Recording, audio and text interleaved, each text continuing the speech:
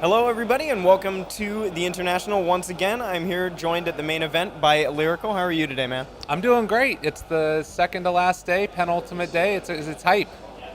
And, you've been working on the newcomer stream while you're here. What's been your experience working on that so far? It's basically just been a collection of overlays and us sort of putting them up in time with what people that are new to Dota might need to understand. So, for instance, you see a bunch of people grouped together, and smoke pops. What the hell just happened? What is this thing? Why is it occurring? And you put up an overlay that says, people often smoke when they want to.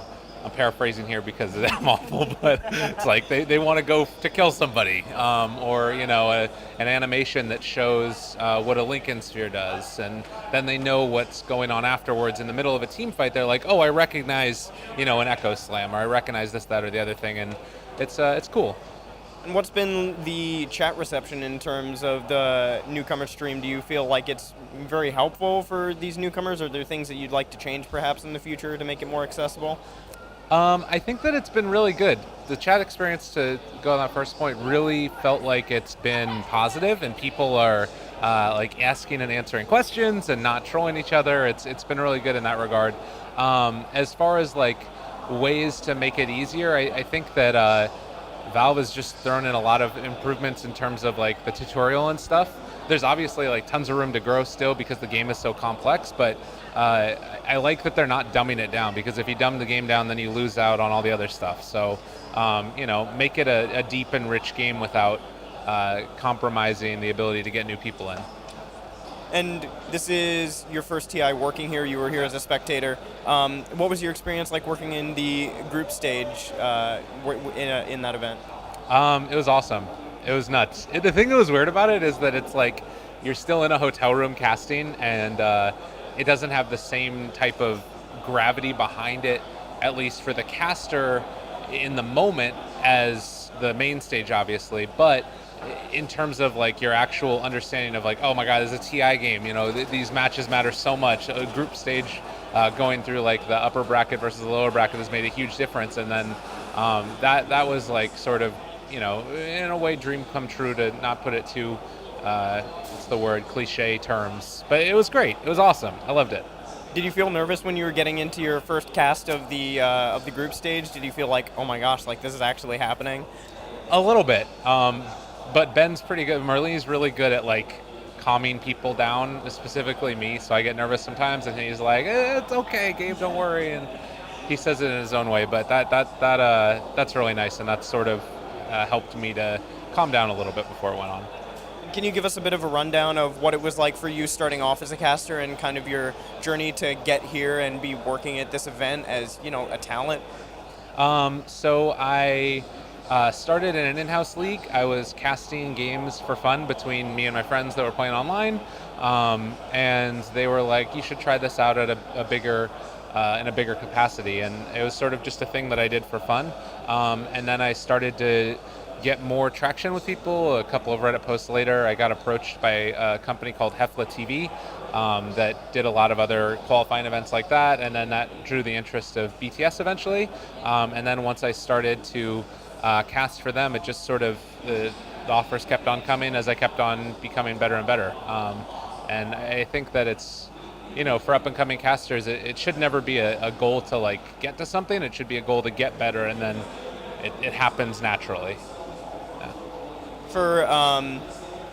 For the upcoming season, speaking of a lot of new talent, there's going to be a whole lot of events. There's going to be a whole lot of minors and majors. Do you feel nervous or excited, I guess is the better word, excited about all these new events that are going to be popping up and all the new opportunities for a lot of talent?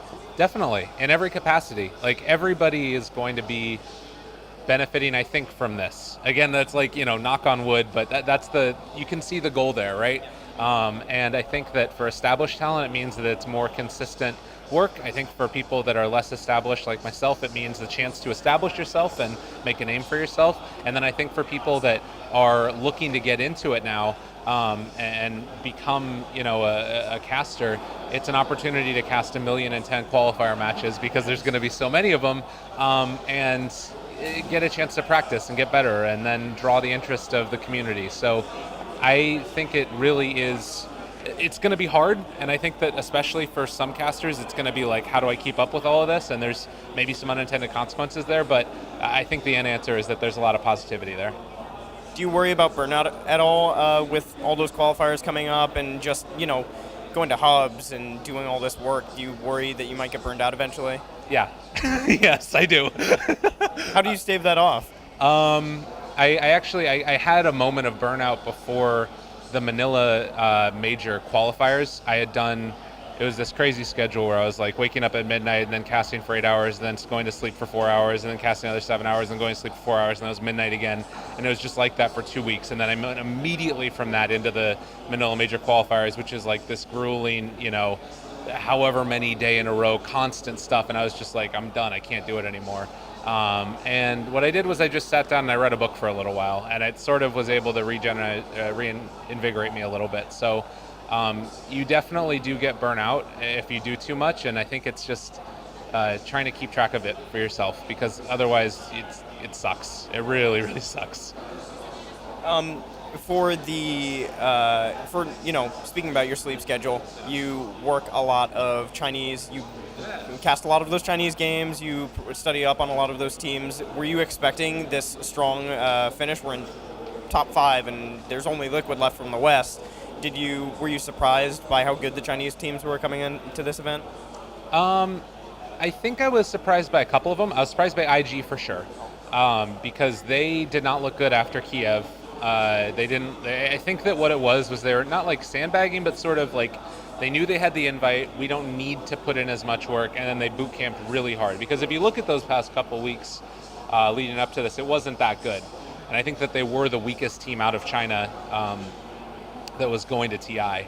I was not surprised completely by LFY and LGD. I think that particularly LFY, if you look at what they were doing leading up to DreamHack and MDL, they had were on the first train of Sand King, and it being a huge hero, and then that ended up getting nerfed a lot, which we saw.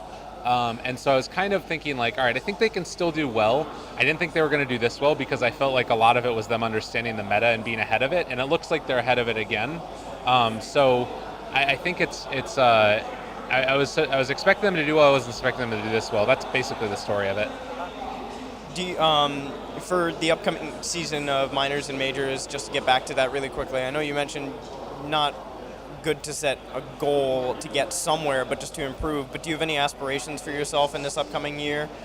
Yeah, I guess that I'm going to sort of be a hypocrite here, but I want to get to a major and cast on a main stage if possible. But I still want to keep that goal of getting better. Like, that has to sort of be the end goal, I think, for anybody, is to keep trying to improve in your work, because everybody has room to improve. There's a Charlie Yang quote. I'll throw this one out here right now. I think that he had it on his Twitter profile for a while, which was casters, players, interviewers, whatever it is that you are in the community, we're all shit. Don't compare yourself to your contemporaries, compare yourself to yourself in 5 years. Which I really like that quote, because I feel like it's how you get better. And what do you think was one of your proudest moments of this year? I know the year's not over, but I kind of trying to measure it in TIs, if that makes sense. So what would you say was one of your most proudest moments? Definitely getting to TI, getting the invite, getting the email. It wasn't something that I was expecting fully. I didn't think that I was going to get it, and I had bought tickets. I still have one of them here that I bought because I didn't think that I was going to get the invite, and I felt very, very thankful and very proud, because I worked hard for it. It's always so bittersweet, because like there's so many talented people, and you build up relationships with those people, and then just know that they're hurting as much as you're feeling good is really tough, but I did feel very proud of that. All right, before we close, do you have any shout-outs that you'd like to give, perhaps any plugs? Where can people find you on social media? Yeah, sure. Shout-outs to you guys. Shout-outs to you. You're really cool. I like you. Shout-outs to the whole community, I guess, and then Twitter at Lyrical Dota and all the other fun stuff. I'm going to try and stream more. All right. Yeah. All right. Thank you very much for watching. Be sure to subscribe to our YouTube channel for more content from the International.